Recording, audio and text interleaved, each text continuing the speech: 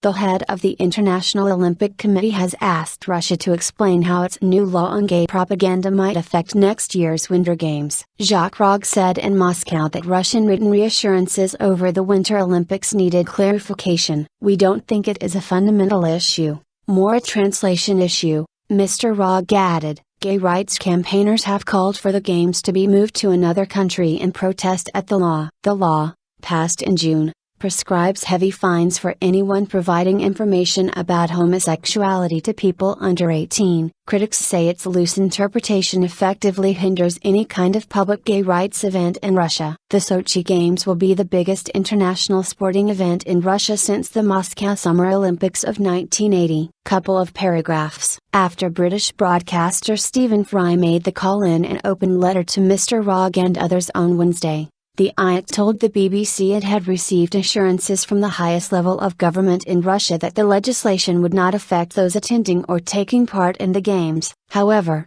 Mr. Rogge said on Friday that there were still uncertainties despite written assurances received from Sochi organizer Dmitry Kozak. "We are not clear about the English translation of the Russian law and we want clarification of this translation to be able to understand what has been communicated to us," he said. "This is about a couple of paragraphs. We don't understand all the details because of probably a difficulty in translation." He added, "We are waiting for this clarification before having final judgment on these reassurances." Mr. Rogge was visiting Moscow ahead of the World Athletics Championships due to start there on Saturday. He stressed that, under the Olympic Charter, sport was a human right and should be available to all regardless of race, sex, sexual orientation. Homosexuality was decriminalized in Russia in 1993 and government officials have sought to play down the possible impact of the bill on the Sochi Games. Sports Minister Vitaly Mutko said on Thursday that Olympic athletes would have to respect the laws of the country during the Games. But,